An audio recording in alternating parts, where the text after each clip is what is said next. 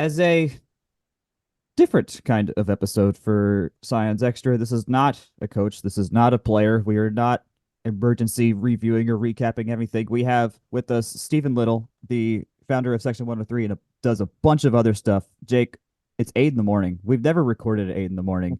So, Stephen, welcome to the first ever morning edition of WABE Morning Edition, Scions Extra. This is Oh, this is where we are now. Jake, are you awake? Or have we? yeah, Is this too early? yeah, we are awake. It is for the Jake personal life knowers out there. It is my brother's birthday. I have called him. We've got all our ducks in a row. It's a perfect, beautiful start to the day. I say that, dare I say, this will be the best episode ever, but I say that before almost every week. Stephen, it's a pleasure to have you on. I feel like, what's the phrase? Parasocially connected to you by way of all the great tweeting from, of course, your own account, but also, having been involved with the 40 under 40 work this year through the Alumni Association. It's great to see you face to face, and it's great to have you on. I feel like you have been a big supporter of not just this podcast, but the tech community at large, providing really, really great products that some of that people don't even know are out there. So, and I say this as a Winsipedia user from long, long back. So. I love it. Well, thank you guys for having me on. Very excited to be here. I am also very tired. It is early for me too, but when you've got young kids and a job, it's hard to squeeze stuff in. So thank you for for having me on. Absolutely, absolutely. I'll note. I think you're the first ever Emmy winner I've talked to. Now that I think about it, so chalk one off of my podcasting guest list, I guess, as well. In that sense, There And you go. Michelle will be there soon enough, Jack. Emmy I don't know if winner, that's possible. Emmy I don't winner. know if that's possible. Yeah, I mean, she could probably, I don't know, star in some documentary, I, but I mean, the something. Yeah, team's run. she's got the energy for it. Actually, no. Claudio would be the one to win the Emmy for a soap opera. He'd be a daytime Emmy soap opera winner. See, I just joke because she's on this podcast there as much as I am at this point. No, I'm kidding. I'm here every week, but you cool. But yeah, no, it's great to have you, Jack. I don't want to, just start peppering in No, you're fine. questions. Well, Where do you want to start with, I'm Steve? gonna do well here. I got at least one starter. Sure. So Okay. there's one podcast I listen to where they talk about bands and stuff like that, and they talk to some of the people of the band, and they ask what was the first time you heard of your own band. So I'm gonna ask you, what was the first time you heard of Georgia Tech, and what got you to go to Georgia Tech in the first place? So I moved to Augusta, Georgia in eighth grade. Was somewhat local, 2.5 hours or so away.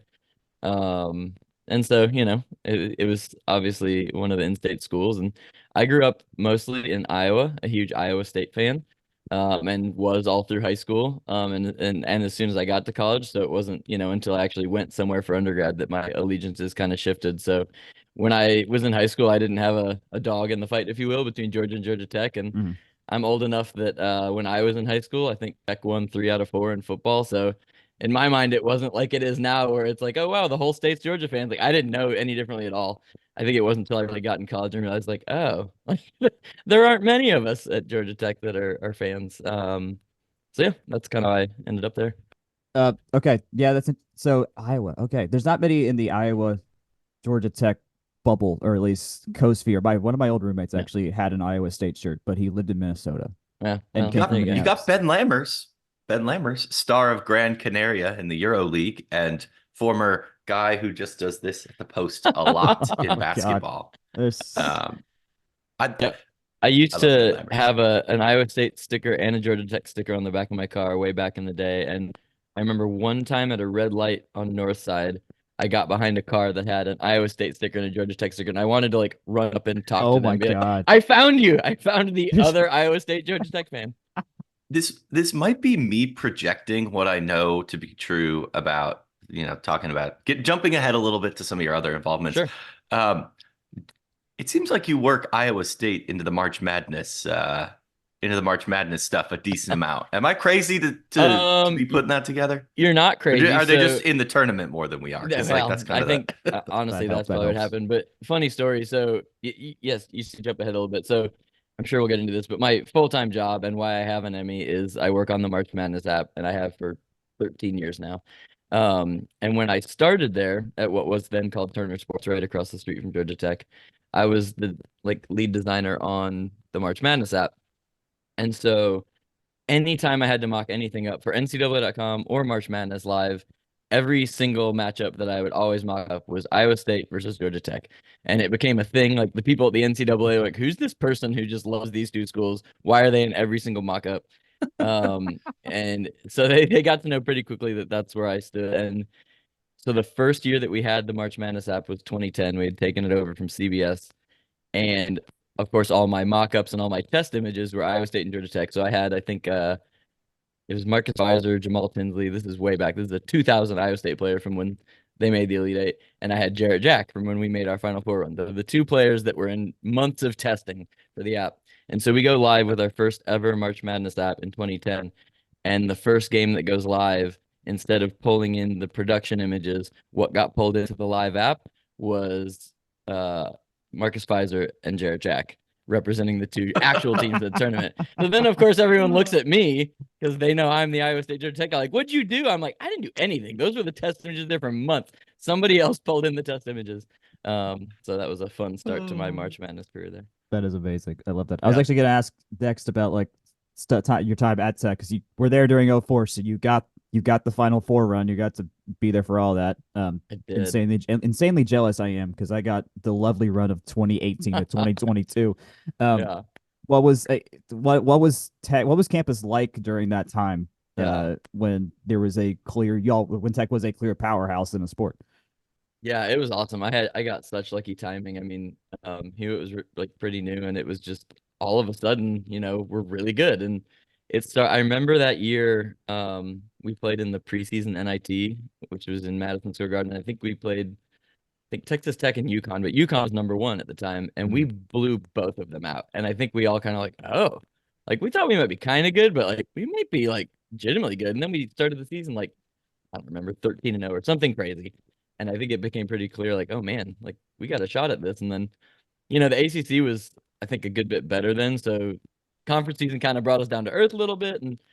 But come tournament time, we had earned a 3 seed, and of course, we thought we had a chance at the Final Four. I don't know that many people outside Atlanta did, but man, that is absolutely no question my favorite memory of being at Tech was that run. Campus was nuts. I mean, that whole season, we would wait in line outside for hours as students to get in, or you didn't get a seat. Yeah. The Duke game, you had to camp overnight. Like it was a different time. I go to a good bit of games now, and it's just relatively empty and quiet unless Duke or UNC buys the rest of the tickets, and it was not like that. It was a lot of fun. I drove to San Antonio from Atlanta with a buddy for the Final Four. Ooh. Probably my favorite memory at Tech was when Will Bynum hit that shot to send us to the championship game. So now I go to the Final Four most every year for work, and the students have it made. They are right behind the basket. They're on the floor. Yep. The view's not great because it's flat, but they're on the floor. Back then, some of the students got on the floor, but then they put the rest of us up in the nosebleeds, and I was up in the nosebleeds. But I still remember when Bynum hit that shot, jumping and then somehow toppling down like to the row below me and landing in that row, like on people, hurting my knee, not caring at all, just like pure elation. So much fun. I wish we had won it all, but it was pretty fantastic. I mean, you can't. It doesn't seem like it gets much better than that, but no doubt. And it sounds like you've got a perfect tie into your current role then. I mean, college basketball played such a key role at Tech for you, and now you think about it all day. That's pretty good. Yeah, I'm not gonna lie, it truly has been a dream job. So growing up in Iowa, an Iowa State fan, I was much more a basketball fan than football because back then they were absolutely horrible at football and pretty good at basketball. And that's what I grew up playing. Basketball was my thing, and college basketball has always been my first love. I moved to the Southeast, and college football pretty quickly passed that, but still, for me, nothing ever beat March Madness. Whether Tech was in it or not. So, unfortunately, when I was in school and the 2 years after we were in it most years, then it was literally I got the job at doing March Madness in 2010. And that is when Georgia Tech started their very long streak of not making it. So I will take some of the blame for that. Unfortunately, I made an app for like a decade that we weren't in, and then we finally were. Yes, finally. It's also almost like Sisyphusian, like the Here's your burden. You got to bear it. But Yeah. I feel you on moving to the Southeast. I grew up more of a college football guy. My parents went to Indiana and Bradley. Indiana, bad football. Bradley, no football. So Right. definitely, it's an acquired taste. But I feel like, I mean, it's such a big inlay of the culture down here that, For sure. you know, Yeah, and it I kind of pretty quickly got served. sucked in. I mean, when I was in Yeah. school, it was all the Chan Gailey years, so we had a lot of 7-win seasons, but I also got to see Calvin Johnson play, and it was still an exciting time. We would beat top 10 teams, we would just lose to crappy teams, which sounds kind of familiar now too, but That's a good story. That's a story I'm that very tracks. familiar with this year. Yeah, yeah, Um, exactly. I just I I I feel you on getting spoiled. We beat UGA my freshman year, so it sets the bar in a certain place that Oh, it it does. makes it tough to. Yeah. Oh man, when I was in school, I thought we are going to be good at basketball forever. And that lasted like 3 or 4 years. And I was like, okay, yeah, never mind. yeah. That's not what happened. Saying that you got to had to camp out in a line for a game. Never had to do that. At worst, Jake, were you at the 20? I want to say 19 game against Duke. There Jack, was I was the first person in line for that game, okay. so I don't want to hear it. I figured that was the only line I ever waited in for any game when I Yeah. was there, and I didn't get in initially, and then 20 of us just didn't leave, and and then security people were like, okay, just find any seat you can find. We don't care anymore. Just find a thing. So I ended up in a handicap seat, and I had to tell a security person, they just told me to sit here. I don't know I don't know what to tell you. I just need to be in the building. Um, but yeah, I don't know if I would ever I don't have the mental processing of would have I have ever camped out for a game Right. and done the work because I never had the chance to Yeah. see if I could. But in that case, well, let me then shift to more what campus was culturally back in the mid 2000s, because right now it's a bunch of different, lots of researchy stuff, getting new dorms, new focus on a lot of stuff, the new ISYE, it's shallow building, it's all about just making the place bigger. Yeah. Back then, what do you remember about what were the common themes, I guess, or what was the big main vibe, the stuff that people were talking about on campus when you were Yeah. students? What was that like? It's a good question. And I'm feeling really old now, both that you're asking me what was it like back then, and that I really can't remember. I mean, honestly, in some ways it was similar, right? There's always construction. It was Yeah. always growing. Tech Yeah. Square, where Scheller is, was relatively new, and I was a management major, so that's where I spent a lot of my time, Mhm. at least the second half of school. Um, yeah, I mean, basketball was obviously a huge buzz for a couple years there. Um, but otherwise, I don't know how different it truly is. I mean, every time I go to campus, I see a new building, so that's continued to change. But Yeah. Yeah. um, and then shortly after they acquired the dorms that were Georgia State's, the Olympic Village, to kind of add some housing there because that was definitely an issue, but and still is. But I don't know that it was super super different. If there was a spot you had to be, if at I don't know. Okay, let's say your pre-finals study spot. What building are you in? So I tended to just cram. I was not good about doing anything through the semester besides my required work. So I would pull all-nighters in the library. The library was very different then. I actually toured it as part of the 40 under 40 stuff the other week and was like, oh wow, this is not the library I had. Yep. I mean, it was real old when I was there. Like it was dingy and crappy, but in that way it was a decent place to go just have some quiet and study because that's what I needed. Yep. If I was at home, I got really distracted. We didn't have nice undergraduate learning commons and things like that. It was, the day library, and that's where I went and spent all night. I might drive to what was a Checkers. I don't think that's still there anymore on 14th No, Street or it's not 10th there. Street. Yeah, I Yeah. just learned about that there was ever a Checkers, and I Yeah. was like, I oh, would this is new for Yeah, me. I'd go there at like 2 a.m. and get a chicken sandwich and go back to the library and make it till the final and then go crash in my dorm. So that was typically my study spot to go try to memorize everything in 24 hours. That makes sense. Jake, where'd you end up going most of the time?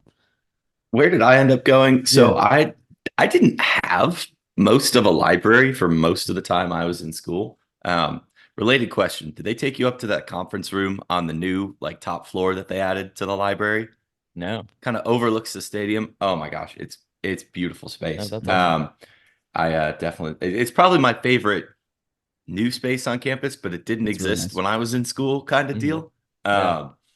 In terms of actually studying, honestly, this is going to sound very on brand. I went to the pool a lot, and I sat in the press box in the pool because they had outlets, they had chairs, and there was never anyone there, and no one ever told me I had to leave for 4 years Awesome. at Tech. And I was there to swim a decent amount too, but yeah, in terms of study spots, I don't know. I don't know if it was allowed, but no one ever asked me to leave. So It's a good spot. It's a good spot. that's actually where Akshay and I recruited Jack to join the blog. We were sitting in the pool press box. Love But it. story for another podcast. That was a good time. That was a good time. Fast forward to more now. We talked about there was obviously the lull, basketball and football that kind of commingled for a while here, Yeah. and now it's getting much more back to a healthier state. Like, I mean, this semester alone has been incredible with field stormings and court stormings and volleyball going as far as they did. On the alumni side, and have you noticed like a shift with your alumni, with your friends that are close, that are in your just cohort, of the sense of positivity around just being a Tech person, just more general interest to like want to be engaged with campus and with the teams right now? For sure. I think my friend group knows that I, through all the years, have probably been the more dedicated, like into it, going to games every year, at least a couple of them, whether we're good or bad. And they know that I've had some athletic association like involvement. So I feel like this year for sure, there's been a lot more reaching out. Like, wait, are we good again? Like, Yeah, yeah. are we, for both basketball and football? We Yep. upset somebody, and I get a couple texts of like, wait, do I need to pay attention? Like, are we good? So I think I think there was some excitement when Collins got here, and that faded, pretty quickly over time. And then I think it's sort of back again as like a renewed, like, okay, like I think we need to start paying attention. And even like, recently, I think people are just paying more attention. Like, I had a conversation the other day with an alumni who was saying, he just, I think, knew a lot more. He was saying, like, yeah, we were pretty good this year, but we're returning all our receivers and running back, quarterback, and offensive line. I feel like people probably wouldn't have known that until the season started in the past. So I think there's excitement about kind of the way this football season ended, and who's coming back and not leaving, and coming in. And I think there is a little bit more excitement, or at least cautious optimism. There's still Tech fans who are asking, "Are we good?" Not declaring like we're going to compete with Georgia next year. Like, right. But it's like, wait, should I be excited? And I think that's happening for both sports. Are you going to end up going to Tampa for the bowl game? I would like to, but with family Christmas, in-law family Christmas, everybody plans those things out. Of course, ours are the 22nd and the 23rd, so it's just not going to happen. But I would love to, but I'll hold out for the better bowl games that we'll be in the near future. I agree. And make it to those. That'd be nice to get up there to better one. Hey, all I gotta say is that nothing was better than Detroit the day after Christmas. Oh man, was that Paul Johnson's last game? Was that the Minnesota one? It was. I sat right behind Gavin Stewart. He was still in high school. I think he was a senior in high school at the time. Presley Harvin bounced one off the scoreboard. It was cold, but it was only 3.5 hours from Chicago. So there you go. That works. That's how you swing it. But sitting behind people at bowl games, I don't remember the year. It's easy to look up, but I think I was just out of college, maybe like 07, 08, because Calvin was still there. We were in the Emerald Bowl, which was in San Francisco in a giant stadium. And as a Christmas present, my parents flew me out there with them, and we went on a trip to San Francisco and went to the bowl game. So we sit in our seats in the giant stadium, and we noticed throughout the game that this like older couple in front of us is kind of commenting and a lot on Calvin's play in particular. And then we kind of looked and had one of those like buttons on. And so we asked him, like, are you related to Calvin Johnson? They were his grandparents. And so we chatted with him like the rest of the bowl game, which was awesome. It's cool. Yeah. Nice. I did find it. December 29th, 2005 was the Emerald Bowl we went to. Okay. Oh, so I was still in college. There against Utah. Yep. We got, I think, destroyed. Wait, yes, 38-10. Yeah. Yep. That sucks. But I went to San Francisco and met Calvin Johnson's grandparents and had a good time. That's cool. That is a top tier stadium, at least for baseball. Haven't been there for a football game, but yeah, sounds like only been there for a football game. Fair enough. Cool. Yeah. I'm now looking at Jack. Yes, go ahead. Can I ask the question that I've been dying to ask? Yeah. Literally since November of 2020. But in, yeah, go. Man. do you sit in section 103 for football games? Do you sit in section 103 for basketball games? Is it a little bit ironic that the basketball merch stand is behind section 103? Oh man. I've got a lot of location-based Yes. angst about this stuff, That's you know. a lot of good questions. To answer the first one, sadly, I don't sit in section 103 for either sport, and I need to change. Fair. So when I got my tickets, it was when I was doing some freelance design work for the athletic department. It was kind of part of my payment, and section 103 wasn't a thing then. And so I was basically sort of picked but given other sections. Um, so no, I need to move. I totally do need to. I feel like kind of a fraud that I'm not sitting there. But when I named the company, um, I intended to and still do intend to add up schools. But I've been lazy about it kind of on purpose. It's a side gig for me, right? So it is taking a lot of my time just to be a Georgia Tech brand. And I love it, and that's why I do it. But I do know that if I do add a second school, that's gonna maybe not double, but certainly increase the amount of time I have to spend on it. And I just don't know that I want to do that yet. And I have enjoyed being a Georgia Tech brand and just focusing on that. So anyway, I'll say when I named the company, I wanted something that sounded like athletics, but did not sound like a Georgia Tech brand because I threw around things that, maybe pulled from our fight song or pulled from whatever. And I was like, no, I want to, grow this someday. So I mean, I reached and looked for stuff forever and just kind of looked at stadium maps and was like, huh. I was like, is there a section that might, I just liked the idea of section something. And I was like, is there one that might have some significance? And not that those have significance, but what I found was that they're at the end of the Georgia Tech bench in both stadiums, which was kind of coincidence. So I kind of went with that, fans feeling like they're part of the team, end of the bench. So I just went with it. It sounds generic enough, sports enough.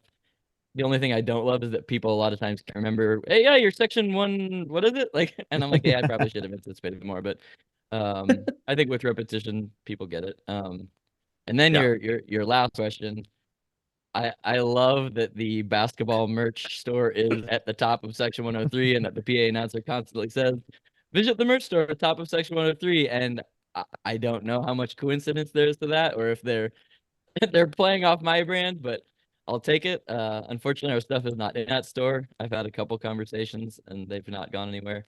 But I'm happy having just my site be the place you can get it. So That's great. There's truly no place to get stuff like what you make. So, as long as it exists in the world, that's the start, right? Yeah, I appreciate it, and that's the goal, right? If it's the only place that exists, then come get it from us. And people buy stuff online anyway, so it's not like I have to be in those in-person locations to sell it. So, and I'd make less if I did per shirt. So I'm happy happy to send people to my site.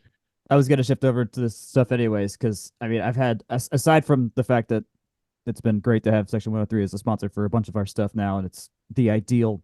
I think the ideal partner for stuff we do in terms of these super nerdy tech things, just marrying each other in that sense.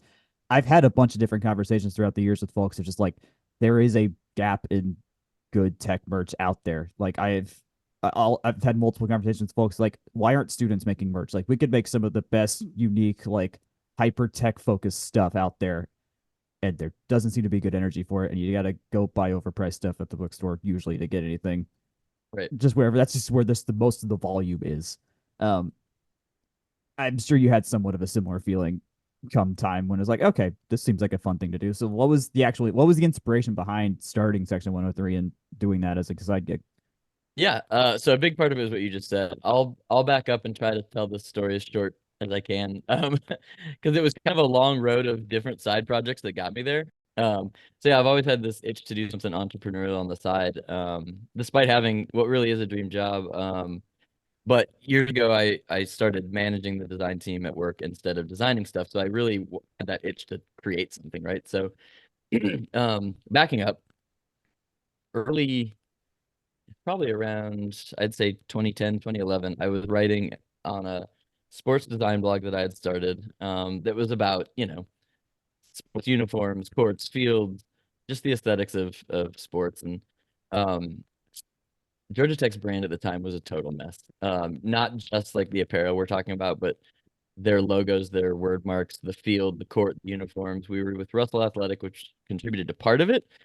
But I mean, even their own style sheet had ranges of yellow, gold, few shades of gold, black, Mhm. navy, different word marks, just dated stuff. It was in a bad place, and it wasn't their focus, and we were late to the game in paying attention to that stuff, but it wasn't like fully adopted by all schools yet. It's a bigger deal everywhere now, right? They all Yeah. have creative departments and brand standards, and so it wasn't like we were the only ones, but I feel like we were behind the times. So I wrote this long open letter to the athletic department of your brand messed up. Here's my proposal of how you should fix it, and it caught a lot of traction in the tech community on message boards and social media and things like that.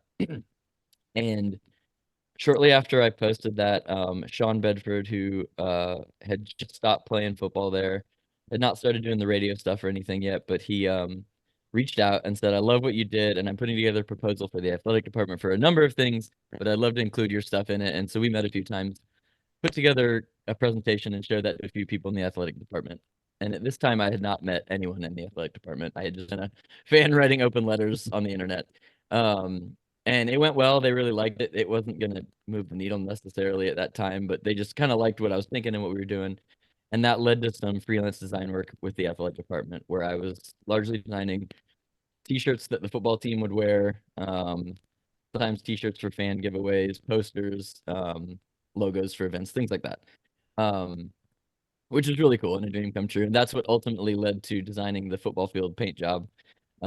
When we switched from grass to turf, I proactively reached out that I'd been doing design work and said, "Hey, do you want some help designing the design for this?" And they were like, "Sure." Which is really cool. And I tried a whole bunch of stuff. Someday I'd love to share it all. Um, the stuff that got thrown to the cutting room floor, sort of, Yeah. because we tried stuff from crazy all the way to pretty simple. And we kind of ended up in the middle ground, and now it's back to basically like the most simple thing we did, which is fine. Yeah. I'm still happy with it. But when Collins was here, we had some trophies in the end zone and some Twitter hash like usernames on the sideline and some stuff like that. And, Hmm. anyway, all that to say, I thought I was gonna make this short, and I haven't. No, it's fine. Um, my contractor doing that stuff kind of ran out, and then they grew their creative department and didn't necessarily need me as much.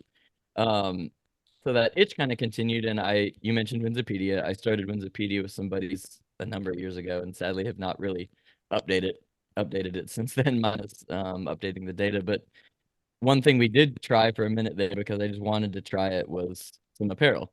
And it wasn't just Winsipedia apparel. We did team apparel, but I didn't have a license to do it. So we couldn't use any marks, any trademark phrases, any of that. So we did what I thought was, getting away with not using any of it, but trying some designs.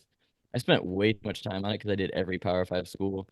And it wasn't worth my time. It didn't sell very well. I mean, it didn't have any licensed trademarks on it, right? So, but then I got a call one day that the CLC here in Atlanta, who manages probably 90% of schools' licenses, told me I needed to stop selling them. So in their mind, I was violating a trademark, even though I hadn't used any phrases or marks or anything. Mhm.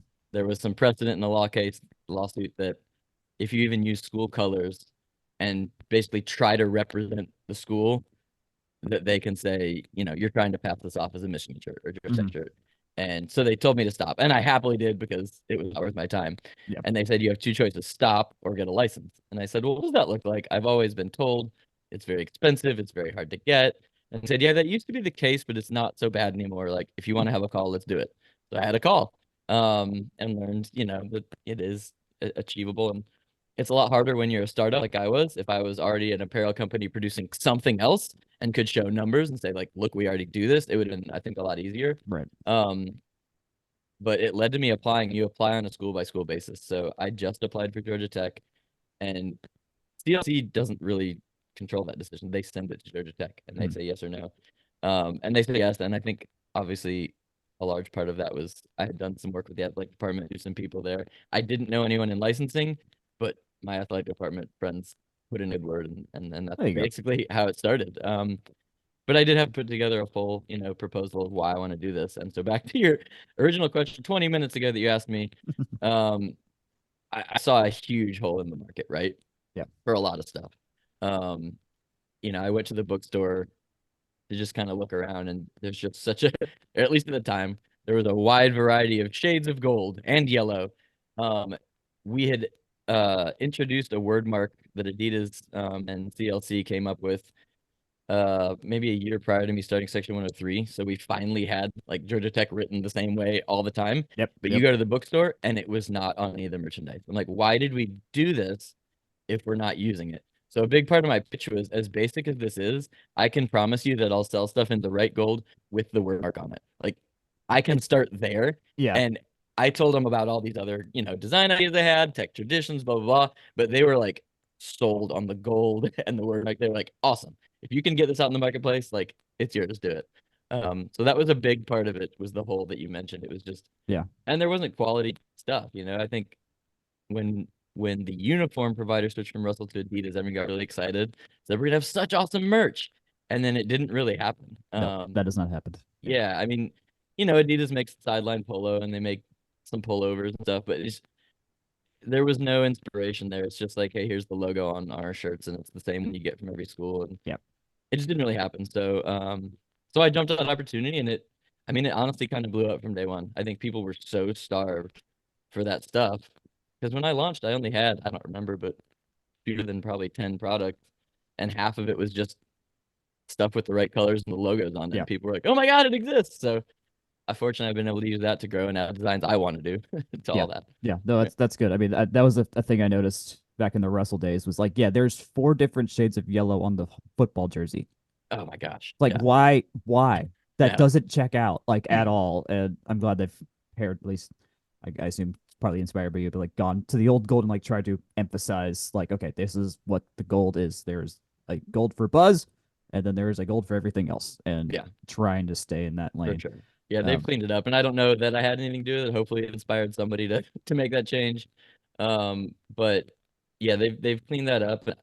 Gold is a hard color. It really is. It I is. Yep. understand more now. Like if you're working with materials versus metals versus this, like they're not gonna always match. Oh yeah. And then when you're talking about uniform providers, you're kind of boxed in by what Adidas, unless they're gonna create you a custom color for their stuff, which they didn't.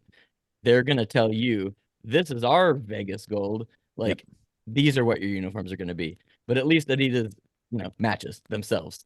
Yes. Yeah. So Adidas kind of informed the gold in a way too, when they did all the rebrand of like what can we make sure Adidas matches our stuff. So it's probably like a little bit lighter than Tech may have wanted it or would have been, but like you can't not match your uniforms. So it's tough.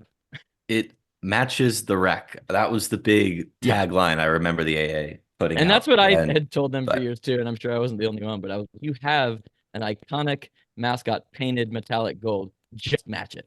And I think they did as well as they can while still knowing they had to match Adidas stuff too. So it is certainly much, much, much better than it's ever been. I think Joey did an editorial pulling together your comments and a couple others on the site right before we went to Adidas. It's like got the gears turning in my head. I'm like, I've definitely read that blog before. I'm pretty sure he did. Yep, I think you're right. But yeah, no, I mean it clearly fills a need, and it's been great to have. So for all your laboring, I hope it was a labor of love. It is, and I love doing it. I mean,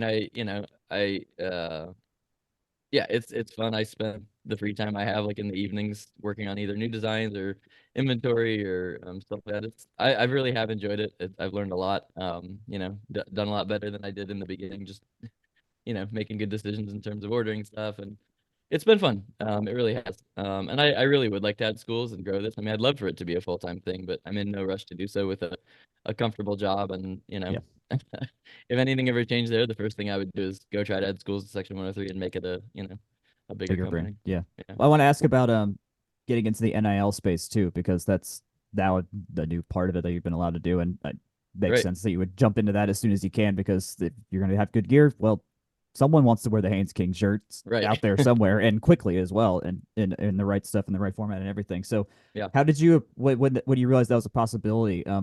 What was your process? Did you interact with tech? Did you just go to the players? How did that all come about when you started doing that? Right. So really, as soon as NIL became a thing, I started researching it because, of course, I wanted to get into it. And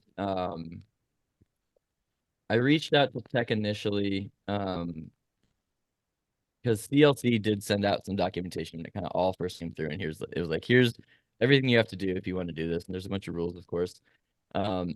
So you have to formally apply and do all this stuff. But first, I just reached out and asked, like, I'm interested in this. I'd love to do this. And the word I got initially was, not right now. We're gonna limit this to a very select number of licensees. This is new, and we're just kind of trying it out. And so I kind of paused for a minute, and then trying to remember even what changed or why I re-engaged. But I was having a conversation with some of the contacts I have in the athletic department, was kind of telling them that, and they're like, "Oh, really?"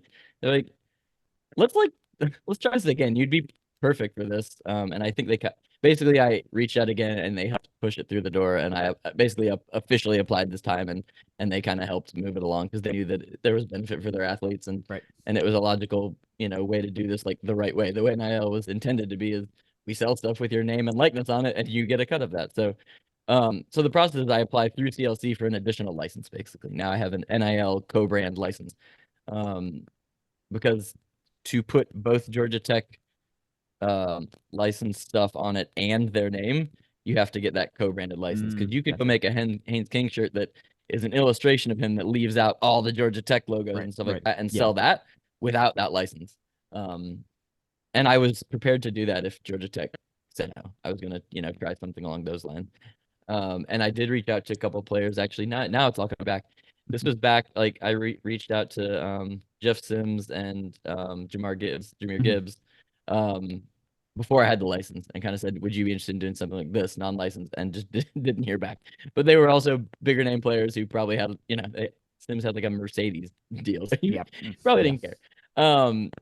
So once I did get the license, then it is a matter of reaching out to the players. There are some agencies you can go through that you can partner with them, and they have, Yep. agreements with most of the team and stuff. But I just, because of my contacts with the athletic department, I was able to reach directly out to people and text them and say, here's what I do. Are you interested in this? And fortunately, everyone I reached out to, which in the offseason was Zach Byron and Dante Smith, because we didn't know who the starting quarterback was going to be. Right, But right. I Yeah. did know that people knew who Zach Byron was from last year and didn't really know who Haynes King was yet. So I approached them first.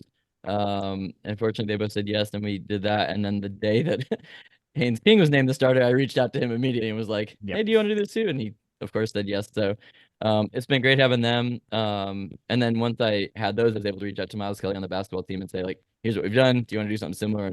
And they've all been really cool with it. It's pretty simple. You just have an agreement with the athlete then, and says, you get a percentage gross sales, and then that's how it works. So it's been really good. I have plans to do some different stuff in the future. All I've done is like the jersey look, right? That looks Yep. like their jersey. It was kind of the logical first step, but I do have plans to do more stuff next year. So Nice. yeah. Cool. I got to drop off early Sure. start to the workday. But I did have a quick history results bit of the week. It's something that I do every week. Real simple premise. Okay. I want you to guess, both of you, fair game. What is the record of Georgia Tech across all sports since according to Twitter, founding of Section 103? Okay. All Since sports. we were founded. All sports record. Am I supposed All to say sports head-to-head matchup. So Sure. swimming, Swimming, I cross guess, country out of would it. count, but it's kind of a fuzzy track, not really in the mix. But so baseball, football, both basketballs, both tennises, softball, and volleyball. Oh man. Wait, what supposed to year? come up with a total number of wins and losses or a win percentage? Win percentage is fine. Okay, good. What year? What year are we working off of? November 2020. 2020. Okay. Baseball had a winning record. Softball has been mostly winning. Softball's a Basketball, winning record in there. I'll give you that. yeah. It's Basketball and basketball, football have not. both kind of basketball, not really, and then golf, definitely, probably. Don't Are we have golf counting match golf? play in Don't have here. go- It's okay. too No golf. fuzzy. No golf. No golf. Okay. Okay. Oh I'm man. I'm gonna shoot for. Well, you got to think about the fact that baseball and softball have a lot more games, so that's Sure. where the the weight Basketball's got a number two. Although the weight women is. were good. Yeah. The women were getting that stretch. I'm gonna go with 523. I am. I was gonna go in the 500 something. I'm gonna go with 501. I'm gonna say Section 103 got us just above 500. 558. All right. Actually. There we Okay. go. Yeah. All right. Forgot tennis Baseball has was been good too. Yeah.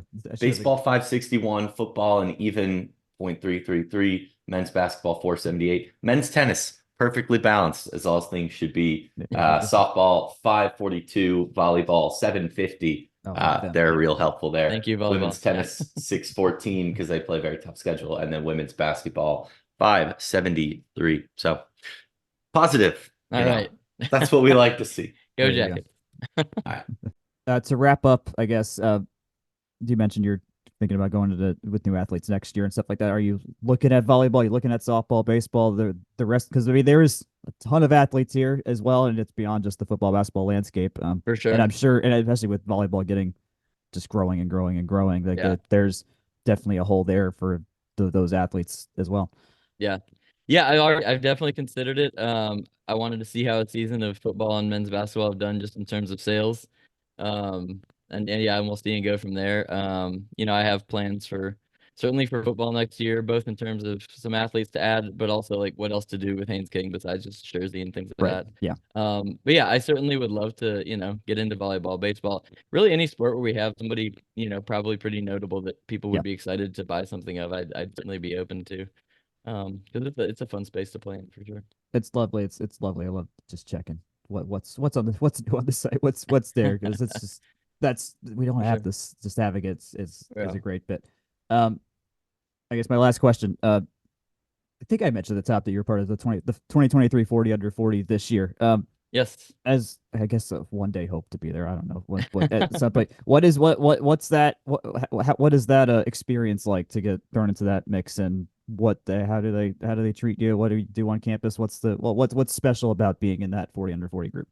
Yeah, it's great. So back at the beginning of that, somebody nominates you and you get an email, and then you fill out basically an application of here's all the cool stuff I've done, and just a few questions to answer, and then yeah, we got word, I don't remember when, but well before the November kind of events, that I was chosen, which was a huge honor. Georgia Tech is a school that has all sorts of people sending stuff to space and curing diseases, and here I am making T-shirts and winning a sports Emmy for an app. So certainly it sounds cool and helped, but it's I almost felt like a joke in the room sometimes of like, wow, you guys are doing really important stuff. And yes, my stuff sounds cool, but I'm not saving lives. But I was super honored. They treat you really well. They put it on their social media and they put it in the alumni magazine and stuff like that. And then they have a weekend that we had in November, the weekend of the Syracuse football game, where there were like 3 days of events. The Alumni Association hosted a bunch of, meals and happy hours and stuff. And then we would, there was a big ceremony, the first night to kick it off. And President Cabrera spoke and actually shouted out Section 103, and I had given him some shirts, and he opened them up on stage, which was a big surprise, and That's awesome. And made a big deal about it, which was really fun.